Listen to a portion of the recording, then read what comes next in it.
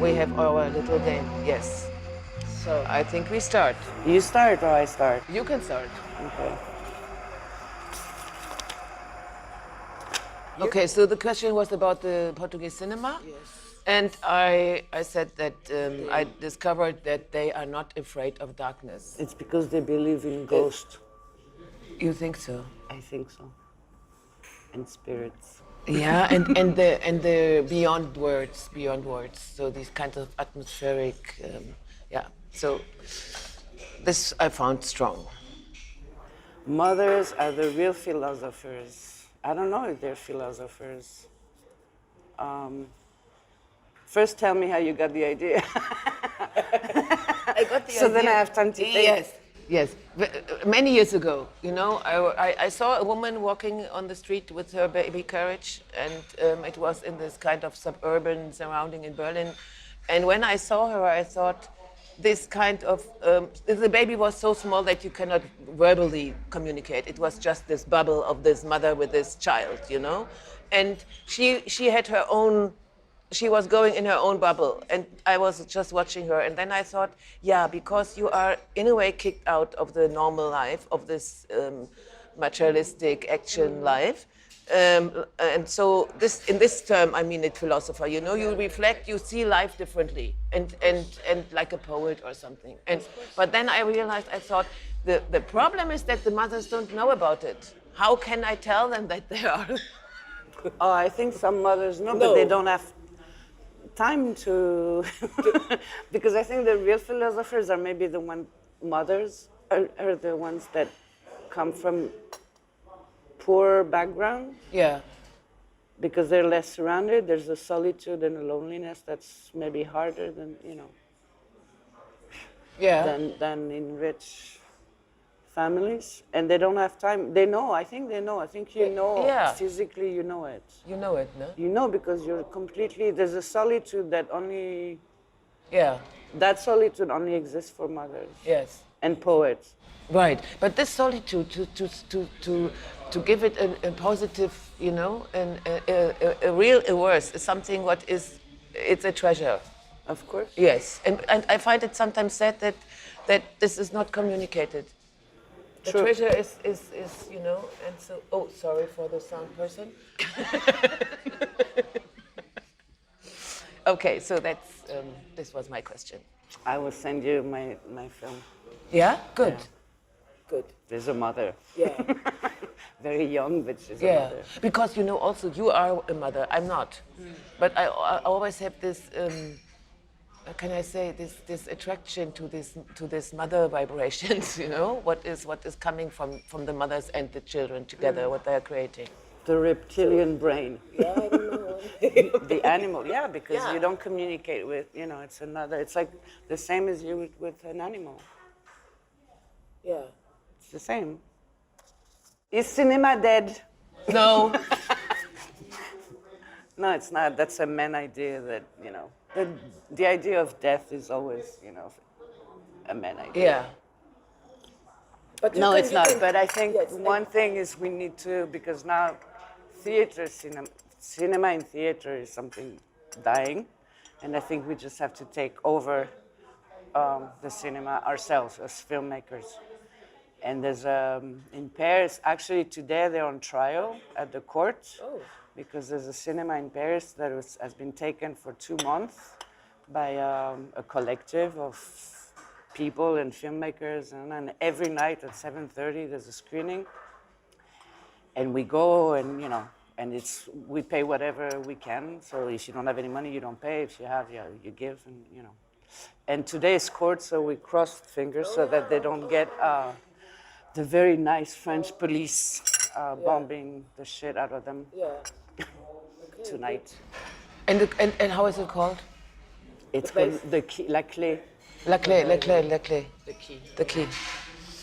And yesterday I was talking with somebody and thinking we have to, you know, bring back cinema in small places, because, you know, cities, they have two big cities, they have lots of things, and to really go and, you know, like they did in the Cuban Revolution or in, many revolutions. They always took cinema in the countryside and back to where it belongs, to the people. Cinema is for the people. It's not for, some bourgeois elite bullshit.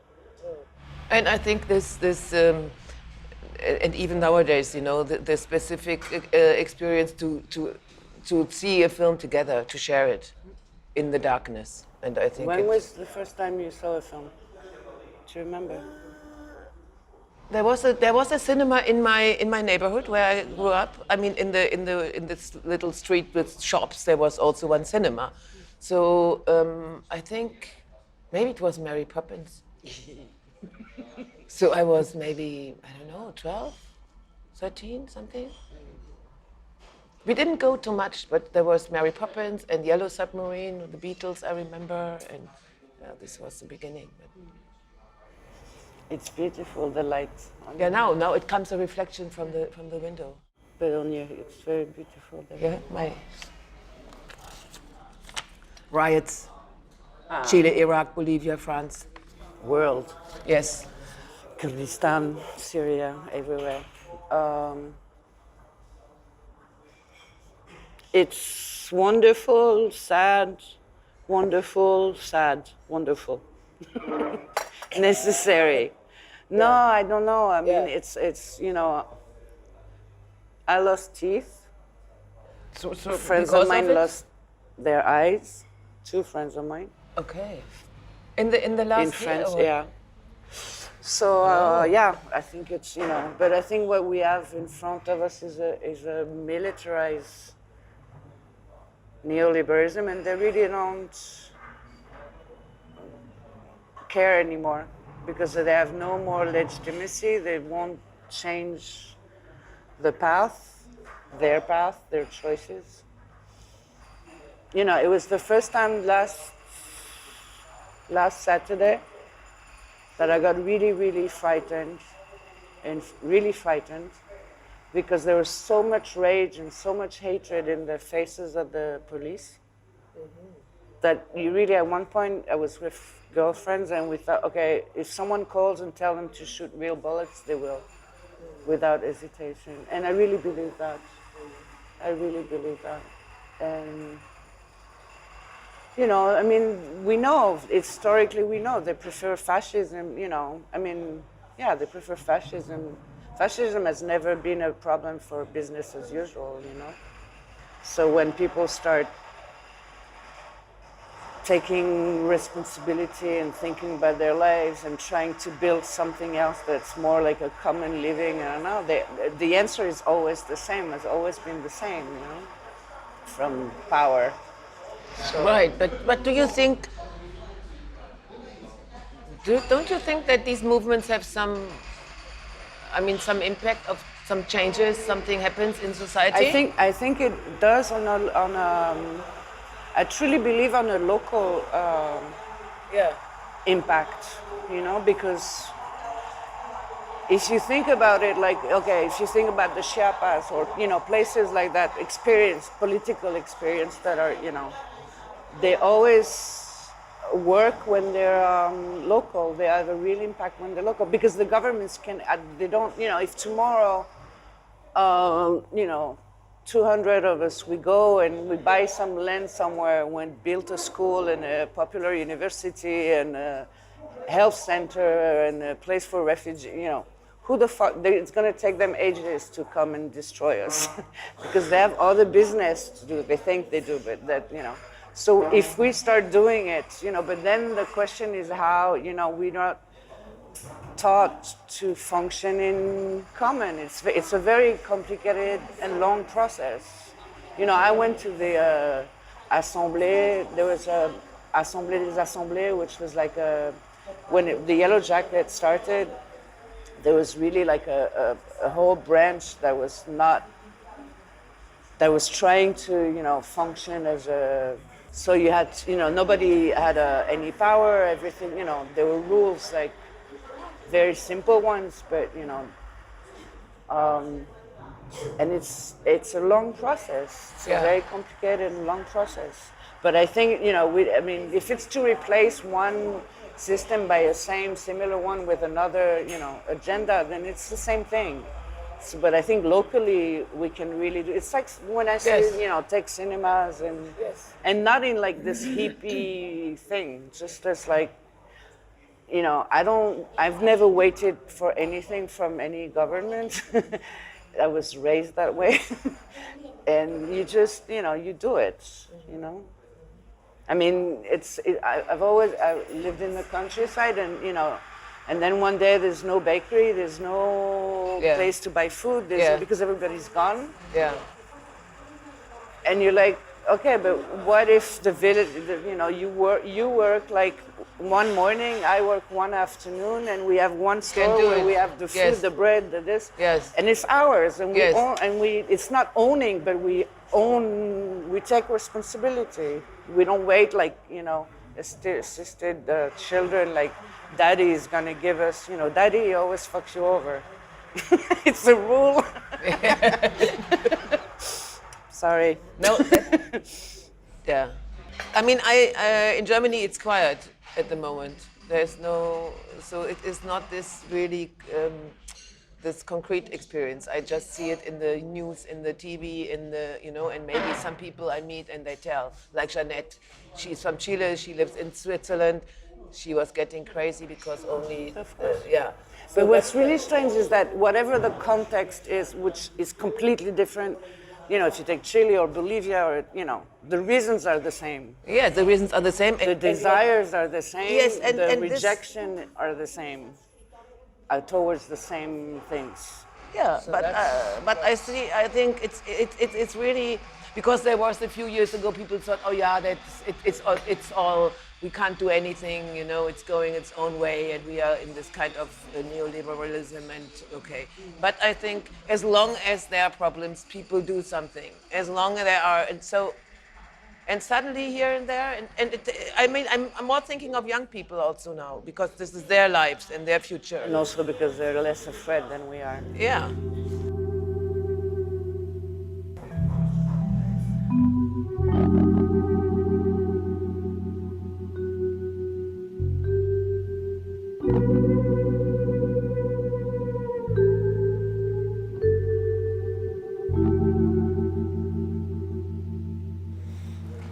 Hello, Ben. Hey. Hey. We just met, actually, right? We did. So we have messaged. We have messaged each other while I had the screening at Tate, which again I was really nervous. I'm always nervous because English is not my main tongue. You don't want to ridicule yourself in front of people because we talk like an hour and a half, but it went well. After Meteors. After Gulyabani, the short one. After Meteors, they showed it in ICA. They released it at the ICA for it's a very limited. I'm surprised that they released it, actually. I never thought that my film is being released in the UK. No, it did good. It's cool. Yeah. It's really cool. And Oh, thanks. Obrigado. so, Yeah. So, we have some questions. it's a heavy question. Yeah, you're not gonna like this. What is cinema? And there's a number of answers that you have to choose from. So, cinema is a dying medium. That's bullshit. But cinema is a reinvented medium. Cinema is a future medium. Cinema is none of these things, some of these things, all of these things. I mean, it's definitely not it's not dying, it's not going anywhere. It changes rapidly as far as I can see. Sometimes I had hard times to catch up with it. But there are times, not as a filmmaker, but as an audience, there are times that I'm losing hope. When I see people like some particular stuff, Yeah. then I lose hope. But then again, you watch a film and say, that's it. And Yeah, it's actually a really good time. it's a really good time, and then you had this, I feel happy, and you had full of hope that someone went and do this film and describe everything again, and I don't think it's dying. It's I mean, there are filmmakers, including you, of course. I mean, there are filmmakers I really admire, and they try new things, and they take me. As an audience, I always look for that if one particular filmmaker taking me somewhere which I didn't go before. So this is what I'm looking. We were talking about the new Albert Serra film. Yeah. When I saw that film in Toronto, he introduced it in typical Albert Serra fashion, saying, "This is probably the most original film you'll see this year," and everyone, of course, laughs at that. It's a joke, and I think it's a joke to him, but he's also serious, and but it sticks in your mind while you're watching that film. And I'm seeing this 16th century cruising movie, and I'm thinking, actually, this probably is definitely one of the most original films I've seen this year and for some time. And it's totally unexpected. It's completely unexpected. And so to think that you can still be surprised, as a hardcore cinephile who's watched a lot, I feel like I'm still surprised by things that I see. Yeah, I get the same feeling sometimes that you described about feeling depressed. Yeah. When there's a lot of attention on certain kind of cinema. Yeah, which feels like actually is repeating the same tropes. True. Over and over. What's poisoning cinema for me that in the last couple of months I was watching really old films. The directors I missed while I was studying and stuff like that. What poisoning cinema is that this obsession with the new. And everybody is obsessed with the new and consuming it very quickly, because there's this overproducing of films. And when you say new, do you mean like technologically? I mean, I'm talking about the premieres. I watch it first aspect, and the some kind of strange competition about who watch it first and this and that, and the amount of festivals and the numbers of films being produced.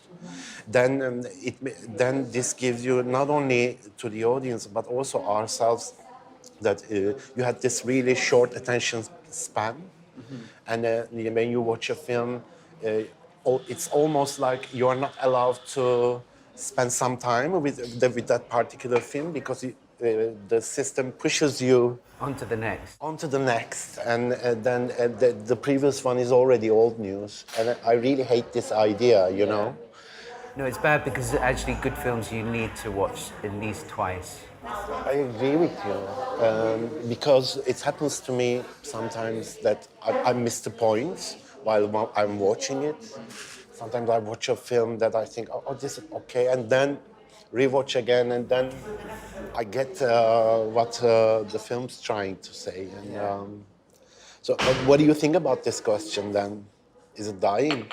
Well, no, I always think that the only people that say cinema is dying are usually old dudes who have had their time. And maybe their own cinema is dying. And they're having a statement. So they're saying, well, it's dead for everyone. I agree with you. No, I think it's always ripe for reinvention. And I believe that it's still a young medium. When you think about the amount of times that painting has been told that it's dead, and yet it still still You know. renews itself and surprises. Same goes with the music, of course. Exactly, with music, any kind of art form. And maybe in some ways it's just people say that as a provocation to push you. Or give some exposure for themselves, maybe. Yeah, this because it's such a big statement. Yeah, I think it is mostly older men, though, that you hear I this agree with you. statement from, and I think there's something to be found in that. True. But there is this.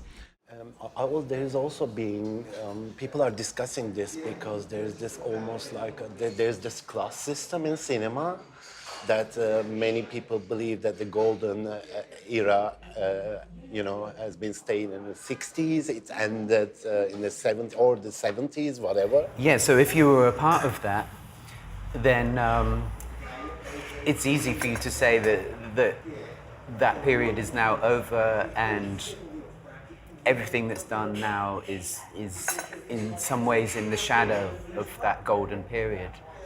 But we're making films now, and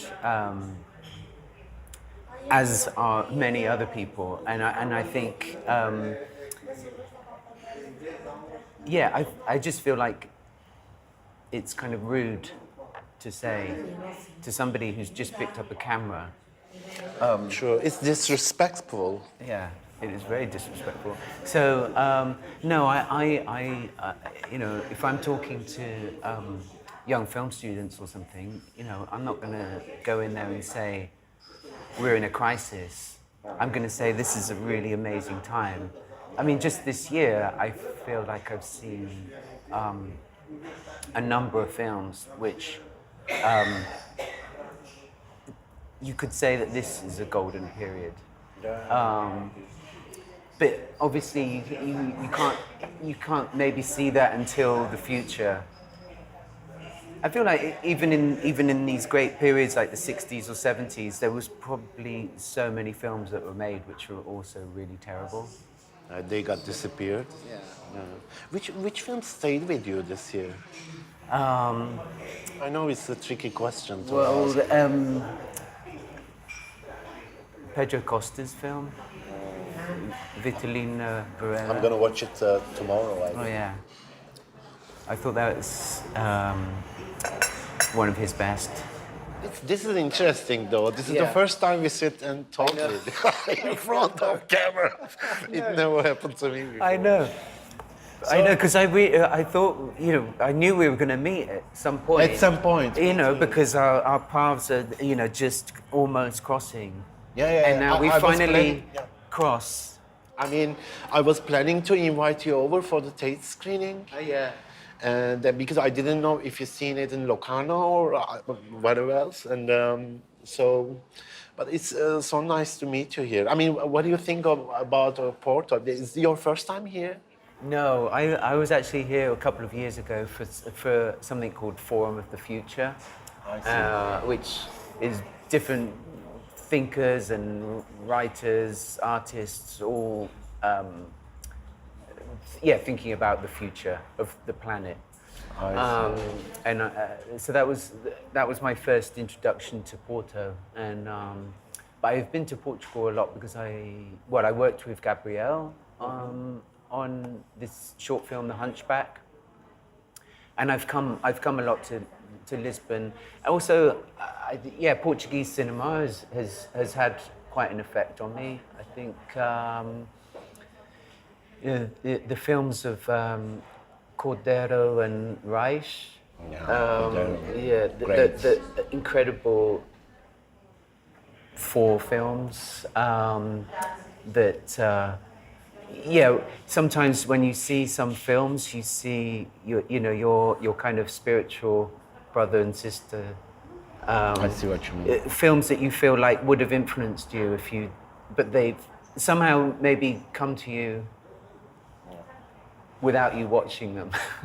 Some countries, including Portugal, some countries have, like Iran, for instance, they know how to tell a story in their own way. not like in a conventional ways or American, and also Portugal has that. I think I don't know. I don't have knowledge of it about the literature too much, but I think it's coming from that tradition from literature writing, and they have their own ways to show things and. Yeah. Even though I was a couple of months ago, I was watching this old Manuel de Oliveira film, and it's such a strange way of editing he has, even though it was a kind of a conventional, film drama. And I think they have their own ways to show things in cinema. Yeah, and the lineage is really, it's kind of quite clear. Clear, it's very clear. Yeah. And that's why they've got great films coming out all the time. I think it's one of the most exciting places for cinema, I think. And they got great coffee too. Yeah.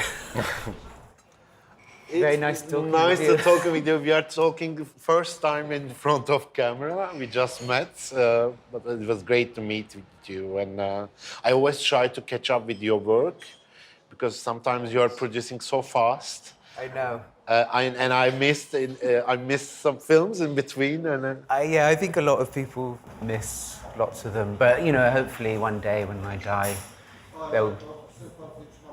they'll get shown again.